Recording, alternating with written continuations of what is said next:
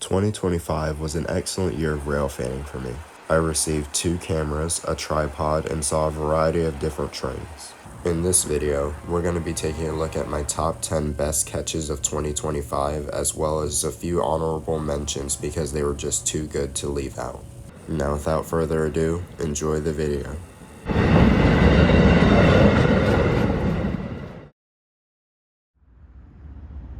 To start us off at number 10, we have the first train that I've ever caught at Moncrief Yard in Jacksonville, Florida.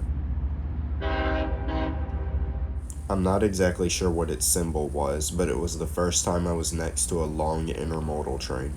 Because of the delayed crossing gates, the engineer had to blow the longest grade crossing I've ever heard to this day. He also gave me a wave, which was nice.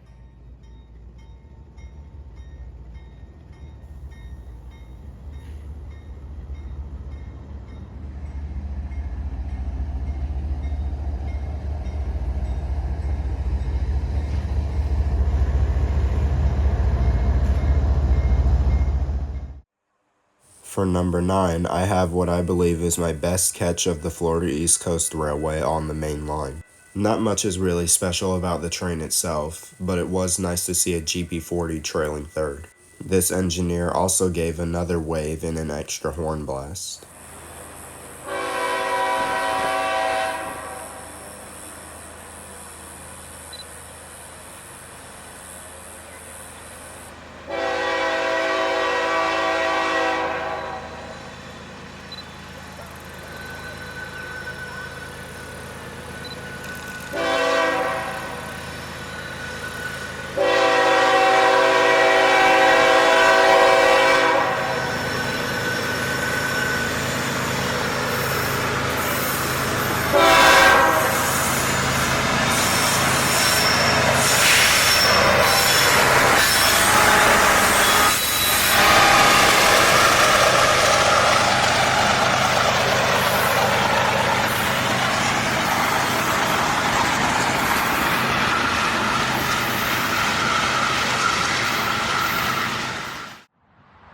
For number 8, we have a Dash 8.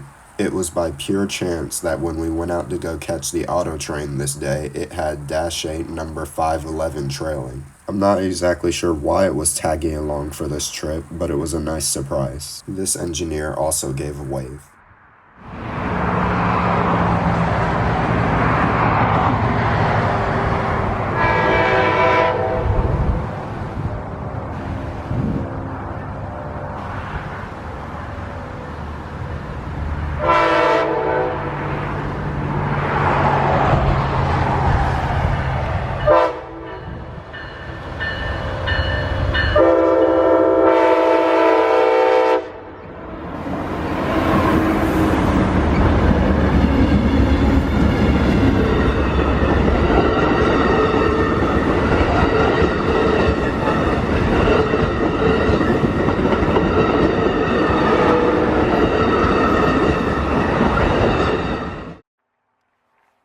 Number 7 was pretty recent and was also a coincidental catch. Right after a CSX local had just proceeded into the yard, I went back to my iPad to go check and see if there were any more trains coming, specifically on the Heritage Units app. I turned on my Wi-Fi and saw a notification from 20 minutes ago saying Norfolk Southern 1065 was spotted in the area. Less than a minute later, it appeared trailing fourth on NS 330 out of Bowden Yard. This time the conductor waved.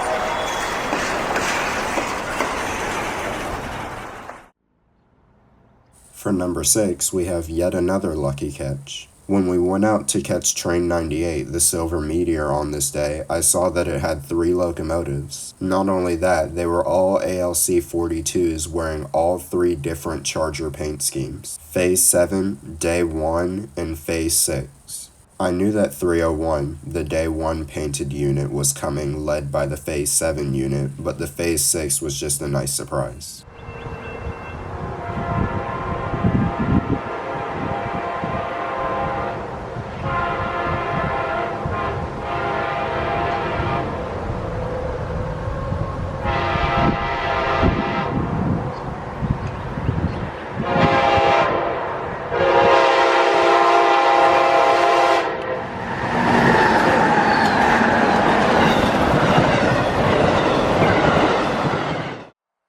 Now on to number 5, and this time I for the most part knew what was coming. The day prior to this catch, I saw that Amtrak 97 was coming down with 3 locomotives, a Charger, a Phase 7 P42, and Amtrak 160, the Phase 3 Heritage unit. When it came back up the next day, I was hoping the power would be the same, but it wasn't. Although honestly, I think this is a little bit better. The Charger was taking off, and this time the P42 was leading with 160 behind it.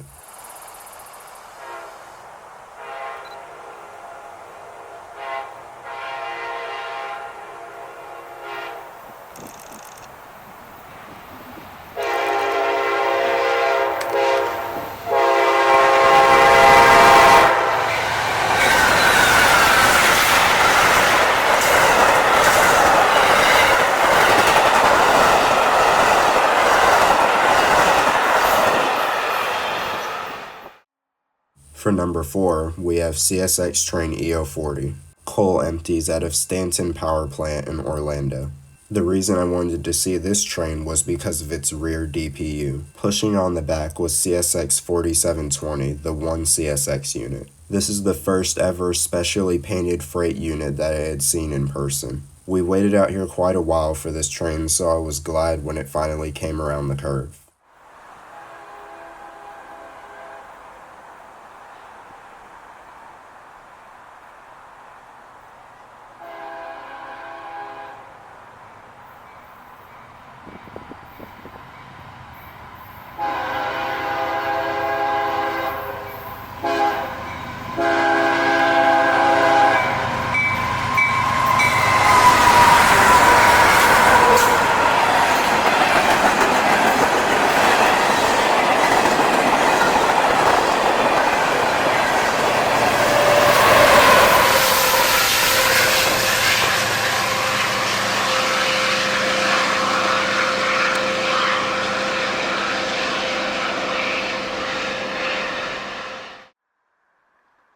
At number 3, we have CSX 3194 and its awesome RS5T horn. When I saw that this unit had arrived in Waycross, Georgia on the Heritage Units app the day before, I thought to myself, I wonder if they'll put it on L795 tomorrow. If you don't live around here or just don't know, L795 is the Waycross, Georgia to Jacksonville, Florida turn job. It's classified as a local, but it's usually very long. And sure enough, that's exactly what they did. So we made the drive just north of Moncrief and didn't have to wait very long at all, as the headlights were already in sight when we arrived.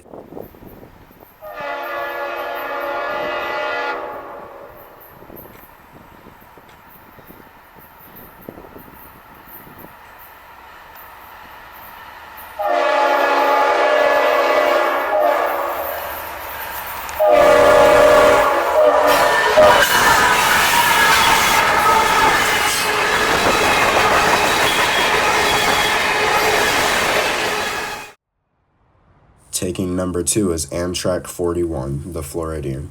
The thing about this one is that it had the pretty rare occurrence of featuring 2 special units on one train. These were Amtrak 203, the Operation Lifesaver unit, and 46, the Connecting America for 50 Years unit. And on top of that, the engineer gave me the best horn show I had heard in person up until that point, and to this day is still one of the best I've heard. All while the conductor was waving out the window, which is unfortunately not that visible on camera.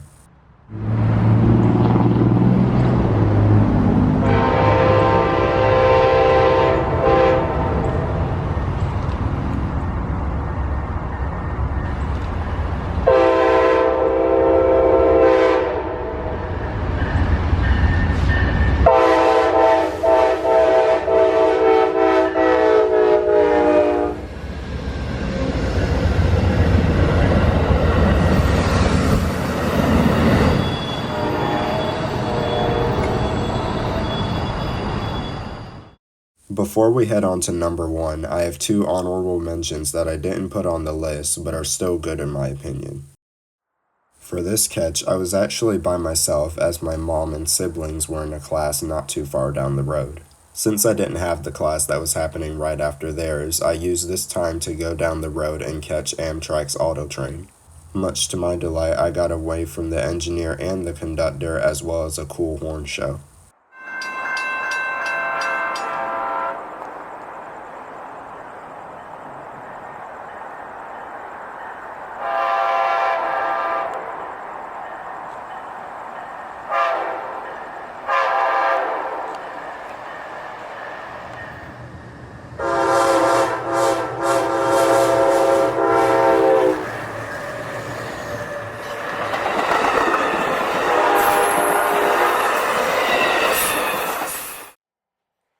For honorable mention number 2, we have a train that I caught on my most recent trip to Tennessee.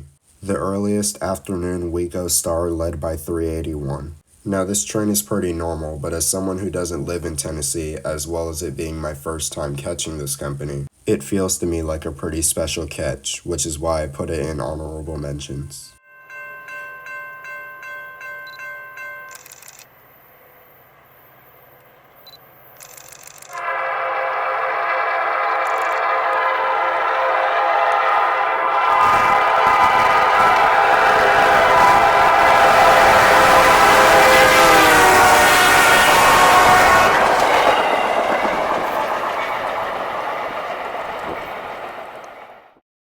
Now on to my number 1 favorite catch of 2025. Me and my dad ventured off into Jacksonville to a place that I hadn't been to before. He was already going that way, and because he had seen rail cars there before, he asked me if I would like to ride along with him. I of course said yes, and so we went, even though we didn't know if anything would be moving or not. There was a locomotive there, so we pulled to the side of the road to get a better look. Certain events led to us talking to the engineer, and he allowed us to walk on the locomotive. It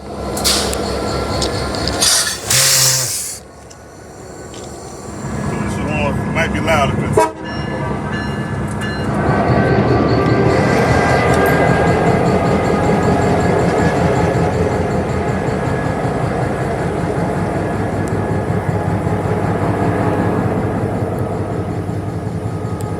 After talking for a little while longer, he told us he would be shoving back, so we proceeded to the nearest crossing.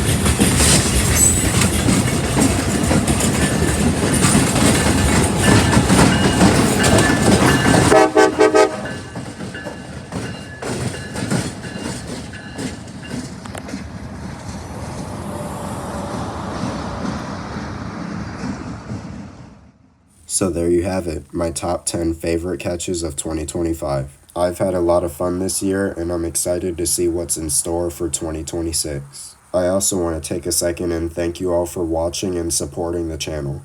In this year alone, we've gained 136,000 views, 248 subscribers, and 270 watch hours, equaling up to a total 624 subscribers, 304,000 views, 3.5 thousand likes, along with some other statistics. Once again, thanks for watching. I wish you a happy new year, and I'll see y'all in 2026.